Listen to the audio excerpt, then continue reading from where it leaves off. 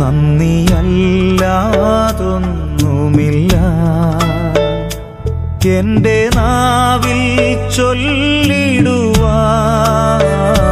സ്തുതിയല്ലാതൊന്നുമില്ല എന്റെ ഹൃദയത്തിലുയർന്നിടുവാൻ, സ്തോത്രമല്ലാതൊന്നുമില്ല നിനക്കായി ഞാൻ സമർപ്പിക്കുവാൻ.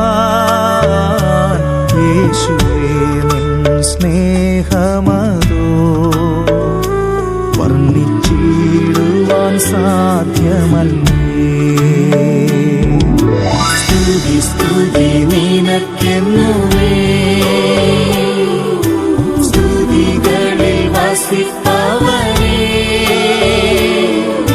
സ്തുതി ധനം ബലം നിനക്കേ, സ്തുതികളിലുന്നതനേ, സ്തുതി ധനം ബലം നിനക്കേ,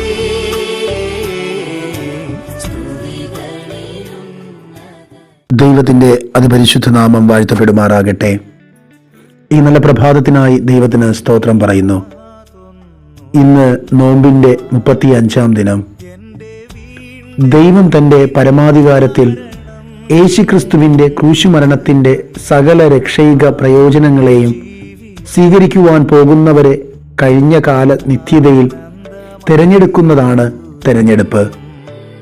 യോഹന്നാൻ എഴുതിയ സുവിശേഷം 15-ാം അധ്യായം 16-ാം വാക്യത്തിൽ ഇപ്രകാരം പഠിപ്പിക്കുന്നുണ്ട്: നിങ്ങൾ എന്നെ തിരഞ്ഞെടുത്തു എന്നല്ല, ഞാൻ നിങ്ങളെ തിരഞ്ഞെടുത്തു, നിങ്ങൾ പോയി ഫലം കായ്ക്കേണ്ടതിനും നിങ്ങളുടെ ഫലം നിൽക്കേണ്ടതിനും നിങ്ങളെ ആക്കി വെച്ചുമിരിക്കുന്നു. നിങ്ങൾ എൻ്റെ നാമത്തിൽ പിതാവിനോട് അപേക്ഷിക്കുന്നതെന്തും അവൻ നിങ്ങൾക്ക് തരുവാനായിട്ട് തന്നെ.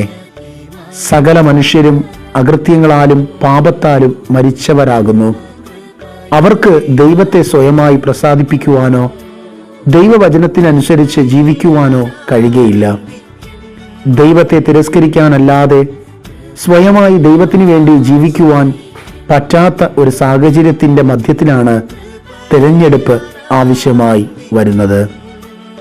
ആ വലിയ കൃപയാലാണ് നാം ഓരോരുത്തരും യേശുവിൻ്റെ കാൽവരിയിലെ രക്തത്താൽ തിരഞ്ഞെടുക്കപ്പെട്ടവരായി പ്രവേശിക്കുന്നത്.